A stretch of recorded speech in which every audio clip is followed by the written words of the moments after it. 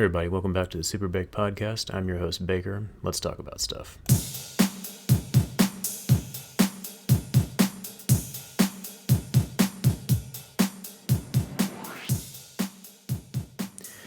So, watched a few more episodes of Attack on Titan, season 4, episodes 19 through 22. So, like I said before, wanted to do a review of the final part of season 4 of this show.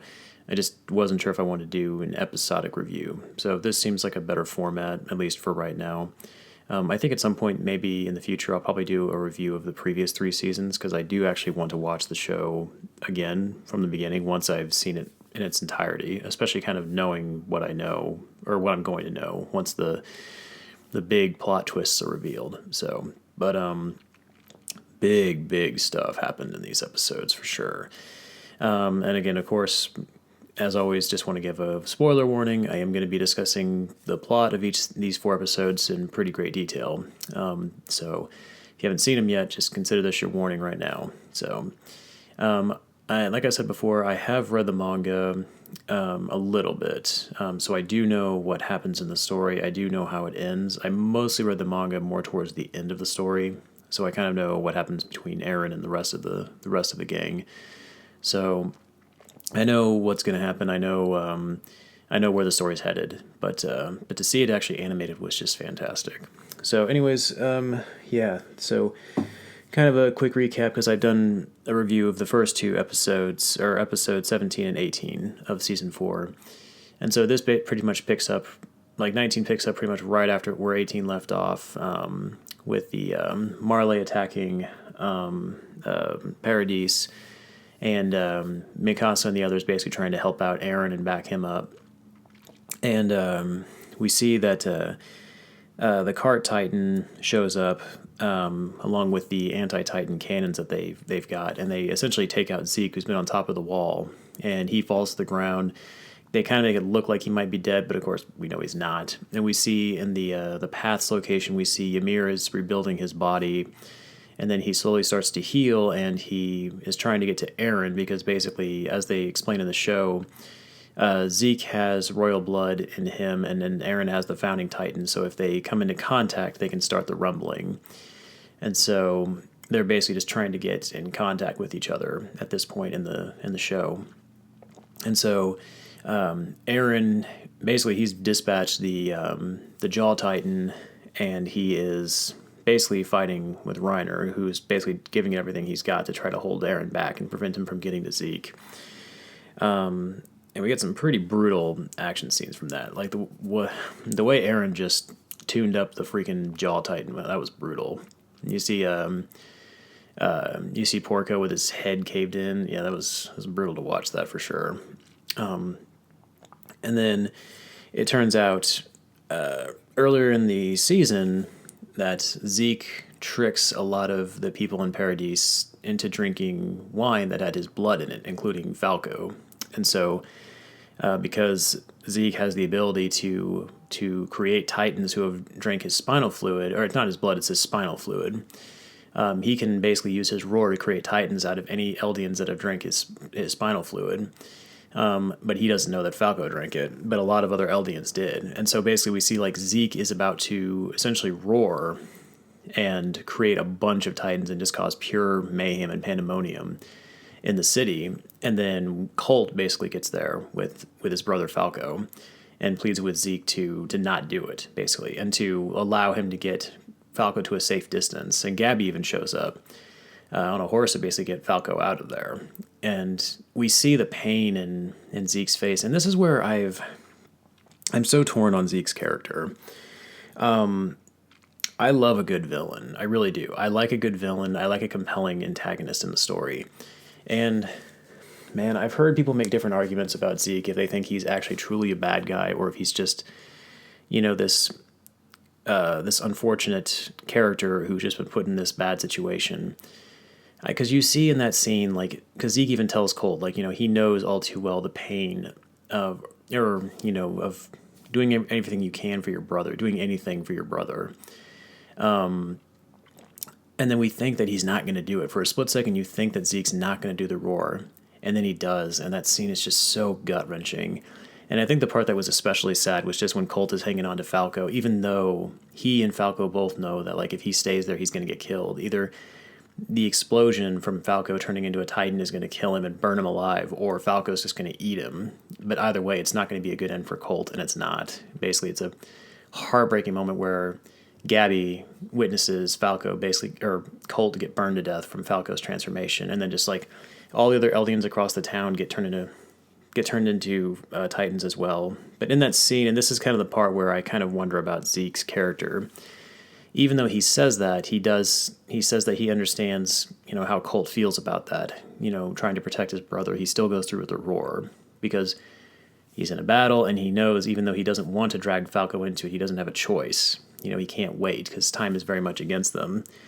But it's like, man, in this scene, I just look at it and I think, like, I don't know if, given Zeke's history and the way his father treated him, because when we see like how Grisha treated him and basically tried to force a lot of his political ideologies on Zeke, and we see that Zeke from a very young age was basically brainwashed, as were a lot of the other characters, into hating the Eldians, it's definitely easy to feel sorry for Zeke, but at the very least I would consider Zeke a psychopath. Because we've seen in previous seasons that he does get some kind of pleasure out of not just killing the Eldians, but even torturing them in many cases. Like when he's first introduced in the second season, and he kills one of the guys on Levi's squad, the guy who's like Levi's number 2. He takes his ODM gear and then basically just lets the other Titans eat him alive. And it's like, well, you could have just killed him, instead of letting him suffer a death that's 100 times worse and more painful. So at the very least, I would say that Zeke is definitely a psychopath. And then again in the third season, we see him when he's throwing rocks at it's like at the very end of the third season when he's throwing the boulders at Commander Irwin and his squad. It's like he's very much enjoying it, and he even says he considers it a game and he's trying to go for a high score. So I think at the very least he's a sadistic murderer. But again, I think given his upbringing, it's a little bit understandable how he turned out that way, I guess, to an extent. But he does seem to get some enjoyment out of it, at the very least. And also just the, and not only that, but like he even, like I feel like there are moments where we see him show like some sense of humanity. Again, like when it seems like he was really weighing the decision to not use the roar knowing that he would turn Falco into a Titan, but then he does it anyway. But you could make the argument that he was just a soldier doing what he believed needed to be done. That's one of the things about Attack on Titan that I really love about the show, is there's a lot of moral ambiguity in this series. Yeah, there are arguably bad guys, for sure. But I do feel like more often than not, it's not so cut and dry. We definitely get to see different sides of these characters that really show us that there's, and down to at their core, these are very human characters who can be swayed one way or the other. And I think Zeke is a great example of that. He's an example of a very compelling antagonistic character. I would definitely consider him an antagonist for sure. But I like his character. He's interesting and he's compelling, and I think that's kind of what makes him so cool or fun to watch in the show. That, and of course his rivalry with Levi is awesome too, who we still haven't seen yet. And I'm very curious. Well, I know what's going to happen with his character. I'm just very curious to see how the anime is going to handle it.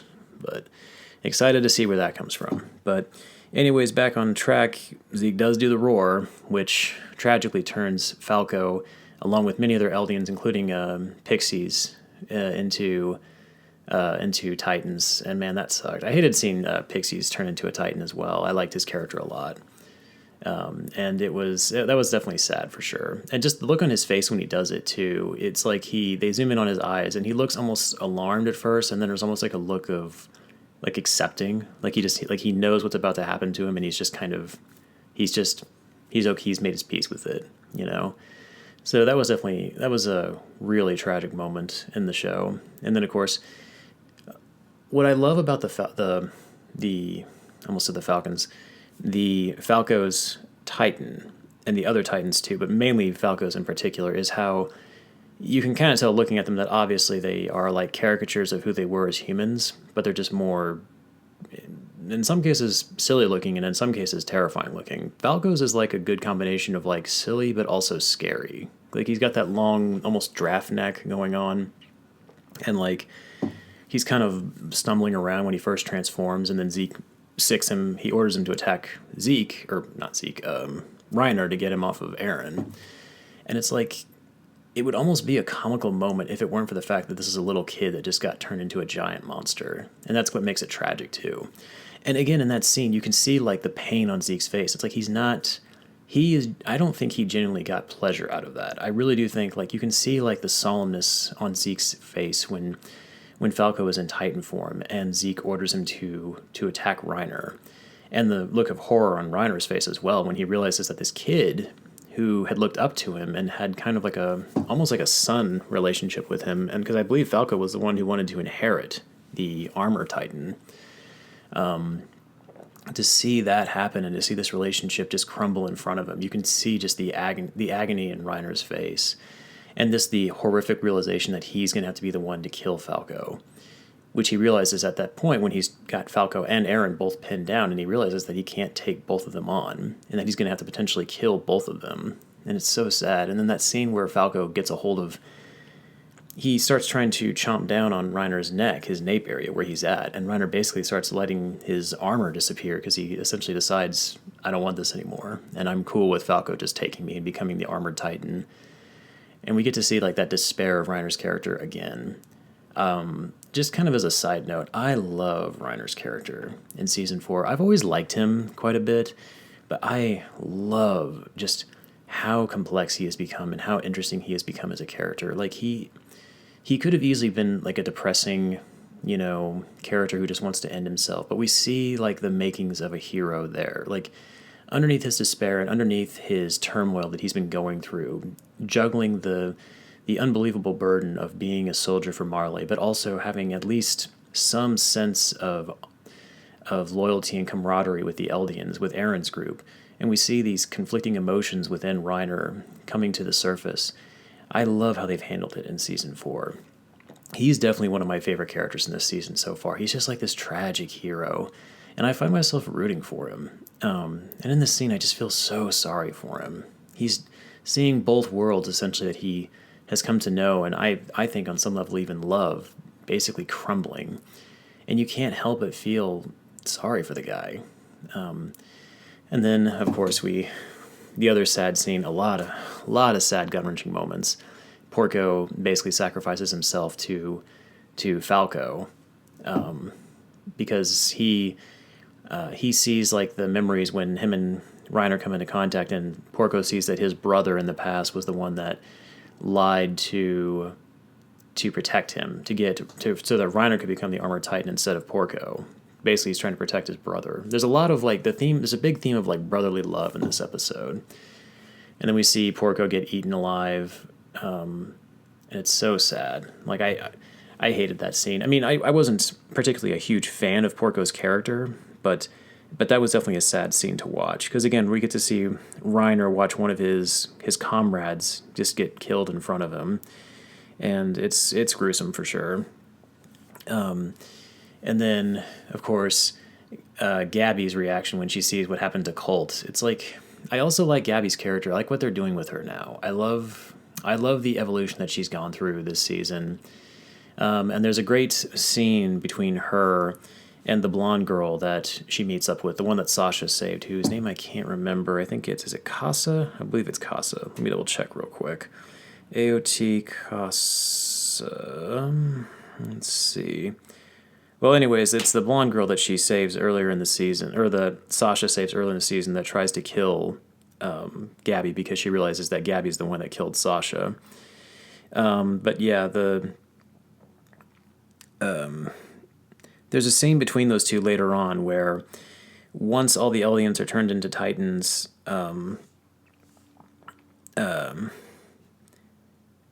the blonde girl gets attacked. Kaya, that's her name, Kaya. Kaya gets attacked by a Titan, and then Gabby basically shows up with the anti-Titan rifle to save her, and she takes it out.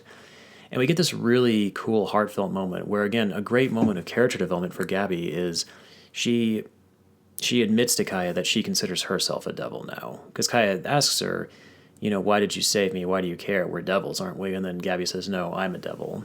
And then and to see this growth in her character, I love that they did that. And that's something that I like about this show, too, is that you get to see these characters really grow and change.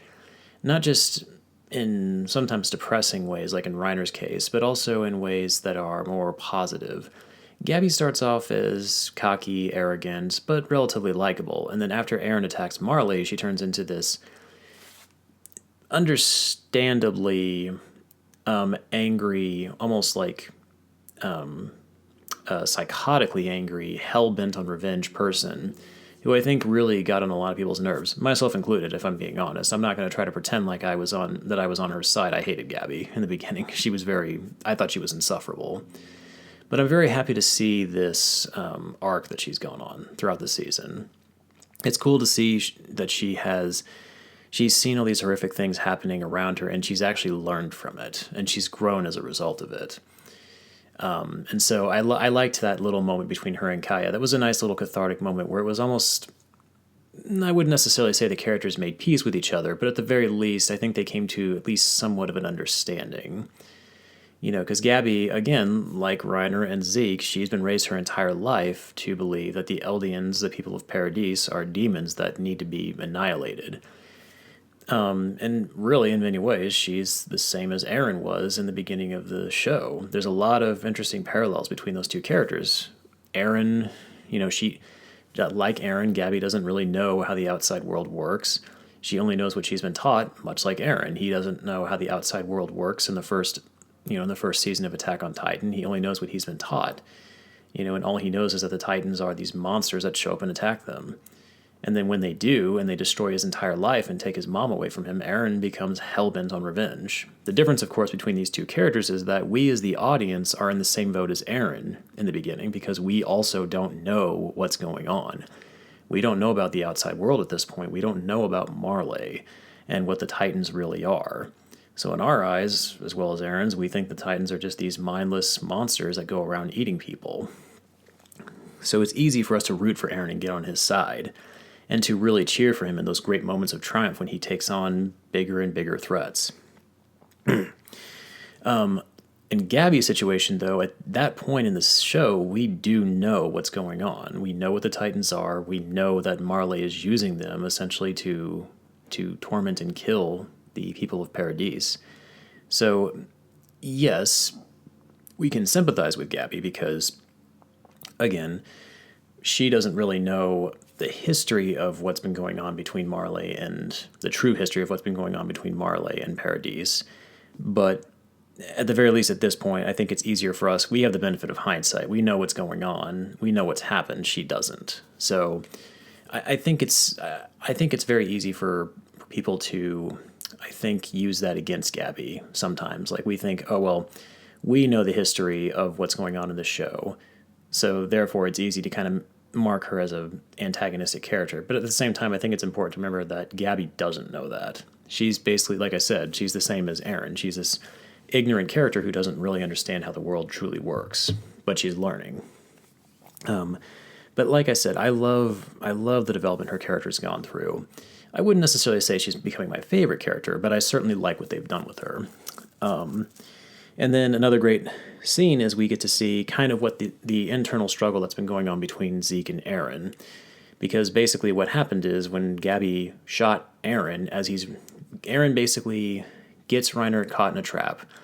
He uses his crystal powers to basically freeze Reiner in place so he can get out of his Titan body and run towards Zeke so that they can start the rumbling. That way they can come into contact and start the rumbling, essentially. And then right before he does that, Gabby shoots Aaron in the head with an anti-Titan rifle, which blows Aaron's head off. And of course, you're watching this and you're thinking, oh, shit. Okay, well, Aaron's dead. I guess that's a wrap, people. But then his head lands right in Zeke's hand. And then when that happens, this is where episodes 20 and 21, I think, kind of go into this sort of internal struggle that happens kind of between Zeke and Aaron, where Zeke is kind of showing Aaron the past through their father, Grisha Yeager, who was the the previous Attack Titan before Eren. And we get to see, this is kind of Zeke's moment where he's trying to kind of convince his brother that, the Eldians need to be euthanized, or not euthanized, but they need to be made to where they can't breed anymore. And so eventually they'll slowly die out, which in Zeke's mind will end the Titan. It'll put a stop to the Titans, but it'll also end all the conflict and pain that's come from this. And I think in this scene we kind of get to see that Eren's been playing Zeke quite a bit, And also it's kind of revealed in this that the Attack Titan, whoever has the Attack Titan, can see the memories of all previous Attack Titans, and I think future Attack Titans, if I remember correctly. And so Eren basically goes into the past. This is where things get really trippy, too, in the show. I'd be lying if I said I followed this 100%. I'll probably have to watch this again a few more times to really kind of get the gist of it, but basically from what I kind of got from it was Eren basically used that ability to go back in time and essentially manipulate previous Attack Titans and also his father, Grisha, to essentially kill the royal family and get their blood, so that way he could get the Founding Titan's power. I'm probably butchering that, but that's kind of the gist of what I got out of it. And so it gets crazy. It gets heavy for sure. This is where the show, I think, the story really gets just nuts, but in a good way. And we kind of learn that Eren's kind of been slowly manipulating everything behind the scenes, unbeknownst to Zeke and pretty much everyone else.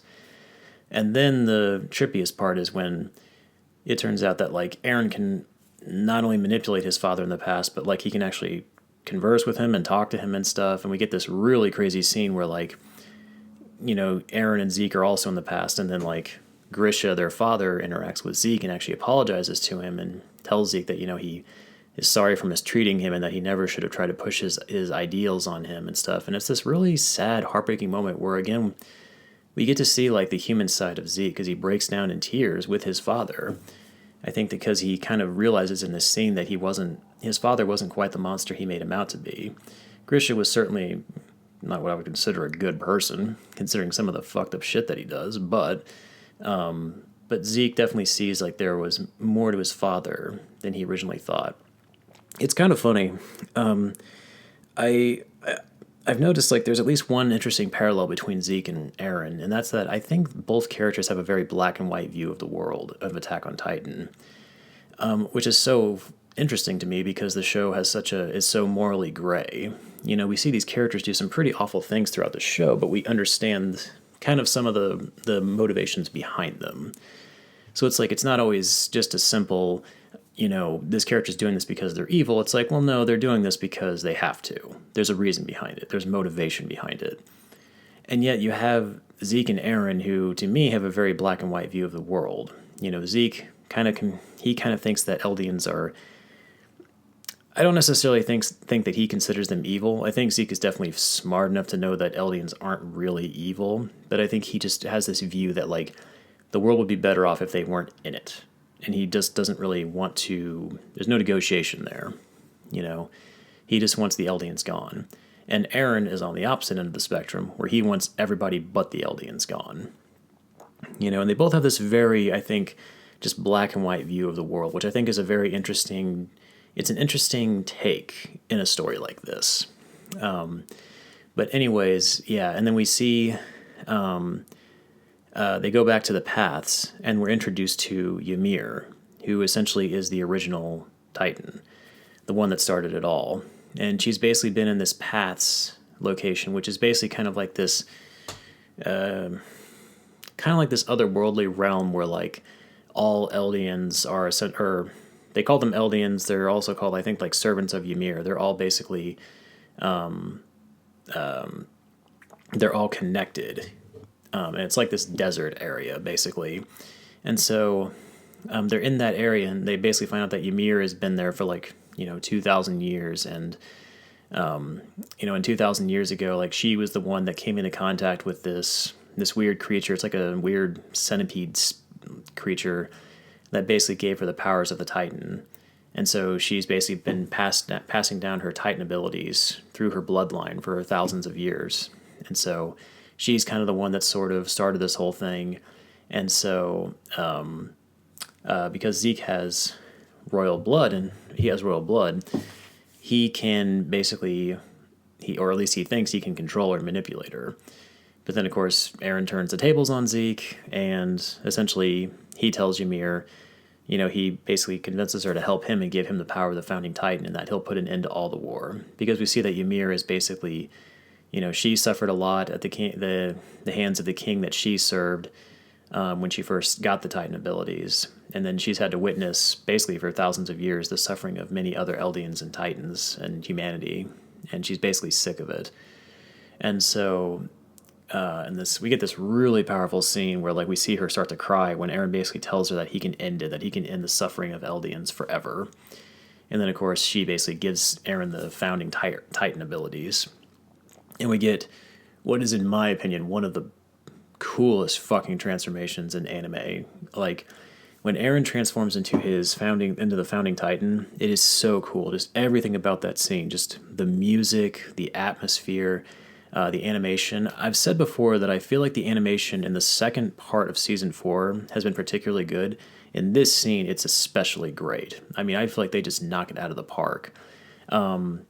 There is still some 3D animation. It's mostly on Reiner, but the other Titans look like they're all hand drawn, and they look great. They look like they're the way they were designed in the previous 3 seasons, which I was happy to see that.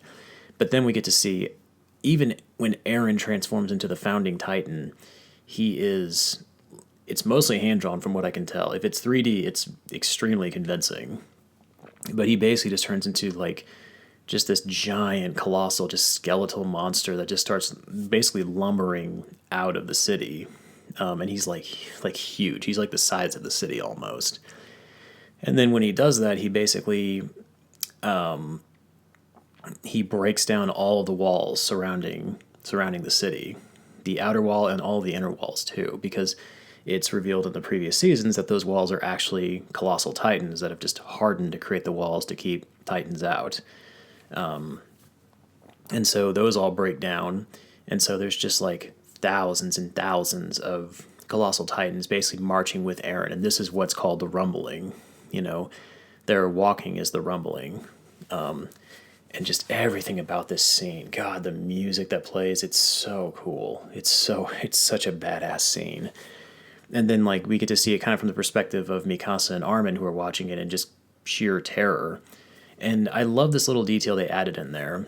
Armin and Mikasa are trying to have this conversation about it, where Armin is basically trying to tell Mikasa what's going on, and she can't hear him, and she has to keep asking him to repeat what he said, because the idea is there's just thousands of these, 60 meter tall, I can't remember how tall the Colossal Titan is, but just these giant just monstrosities, these Frank Cottons from Hellraiser walking by. It's yeah, that would be loud as shit. You wouldn't hear anything. I kept thinking that. I cannot believe it took me this long to think about this. It's the Colossal Titan is the Frank Cotton character from Hellraiser when he first comes back. It's an army of Frank Cottons walking around. So basically they just need Pinhead and the Cenobites to show up, and they should be good to drag him back to hell. Okay, I'm not gonna no more Hellraiser references unless the anime gives me a reason to. But anyways, yeah, that's that scene, just everything about that scene was so great. And then kind of after that episode, that's episode 21. And then 22 is basically the immediate aftermath from that, where we get to see Mikasa, Jean, Connie, and Armin, and the remaining Eldians basically try to deal with the Titans that have now shown up. And then basically we get to see this really sad scene from Connie, who is one of my favorite characters, where they get Falco, they manage to get him to safety, and he's unconscious, and they're trying to figure out what they want to do with him.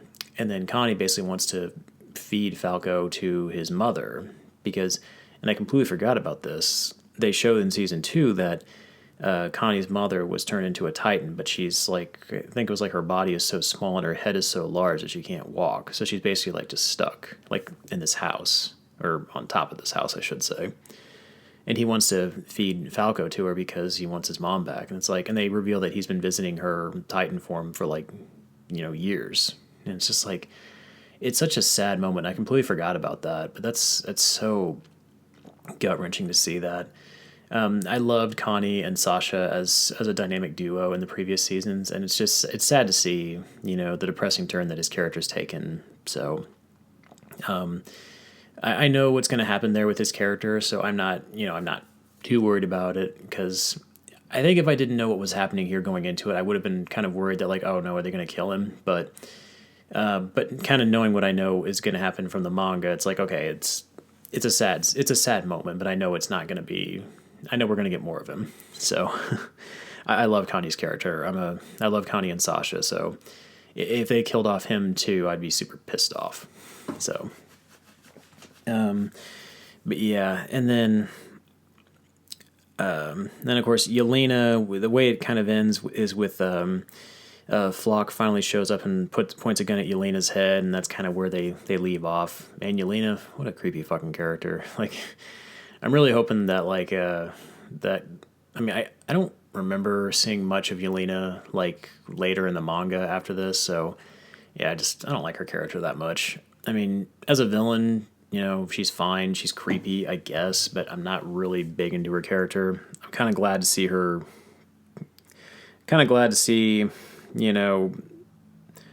Her get caught by the others, and kind of see that she, didn't get exactly what she wanted. So, yeah, I'm fine with if we don't see a whole lot of her going forward. I'm not really a big fan of her character. But regardless, but yeah, just like to kind of go into just some of the things about this that I've really enjoyed. Like, one of the things that I love about Attack on Titan is how it's handled a lot of the characters in the show. Like, I've talked about Reiner, I've talked about the development he's gone through, as well as Gabby, and then of course Aaron's character, who's gone from the scrappy underdog hero to arguably kind of the main villain of the show right now.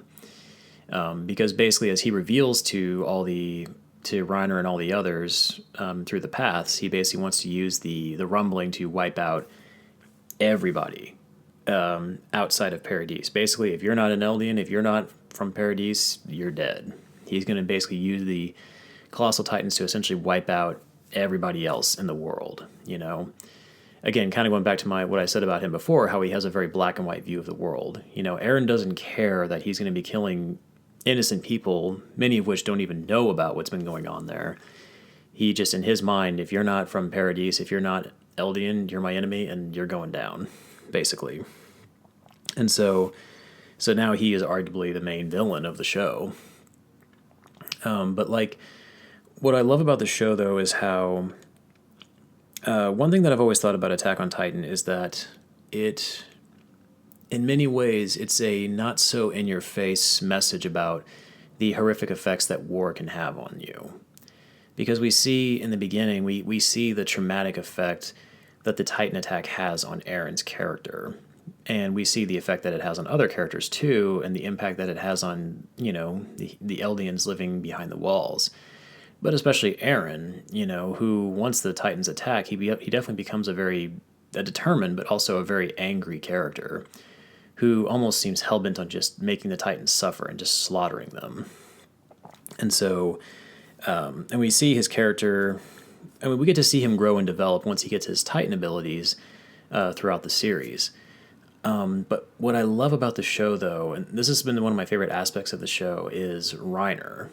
When they introduce him, and when they finally reveal that he's the Armored Titan, that was such a huge moment in the story. And I remember being genuinely sad in that scene because I loved his character. I really liked Reiner a lot. And I was so sad to see that happen. I remember when, I think it's in the first season, when the female Titan, Annie, shows up. And she attacks Armin and his group. And then Reiner shows up and saves Armin. And there's a scene where she gets a hold of Reiner. And because at the time I didn't know Reiner was the Armored Titan, I was terrified that they were going to kill off his character. And I genuinely did not want to see him go.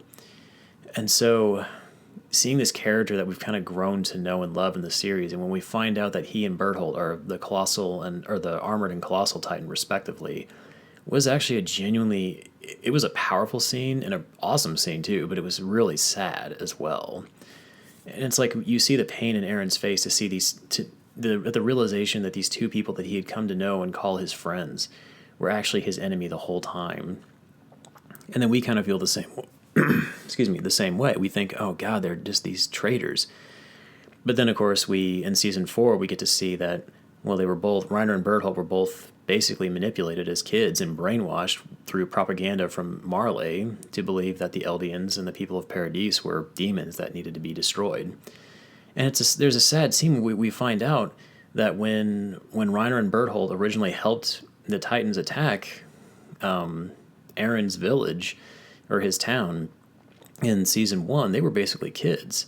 So that scene in the first season where you see the Armored Titan charge through that gate and smash it, and where the Colossal Titan kicks through that gate that basically sends boulders flying, one of which that crushes Aaron's house, they were kids when that happened. And it's like, that's awful to think about. And it's like, yeah, the trauma that this would have on anybody, but especially a kid, it's like, it's unimaginable. And we see like just the turmoil that Reiner's had to go through because of this. Because as he reveals, like, he did genuinely come to think of Aaron and the others as his friends, as genuine comrades that he actually cared about. And we see the pain that he's gone through. But he's a soldier. He's a Marleyan soldier, and he has a sense of duty to his people and to his family. But we see that he clearly doesn't know what to do. He doesn't know what the right choice is. As he states in season 2, right before him and Aaron have their confrontation, he says, I don't even know what's right or wrong anymore. All I can do is face the consequences of my actions. And I love that about his character. He's just like this tragic hero who is clearly in so far over his head and doesn't know what to do. He doesn't know what the right decision is. He doesn't even know if there is a right decision, but he's just trying to do the best he can with what he has. And it's just such a relatable quality in a character. I love it. I love the idea of Reiner becoming kind of sort of the main hero of the story, or at least one of them. And I love that turn for his character for sure. That's one of the things I think this show has handled exceptionally well, is really painting characters that are morally gray, where you think you have them figured out, you think you have them pegged in the beginning, but then as the show progresses and the story unfolds, you realize that there is so much more to them than you originally thought. I really do think the characters in Attack on Titan, mainly Eren, Zeke, and Reiner, are, to me, I think, some of the more realistic characters that I've seen in an anime show to date. These aren't characters that just remain stagnant throughout the show and never change. They've changed big time. Reiner is a far cry now from who he was in the beginning of the show. Same thing with Eren.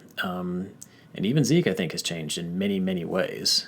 So that's one of the things I've loved about the show that I've greatly enjoyed and that I think they've handled exceptionally well.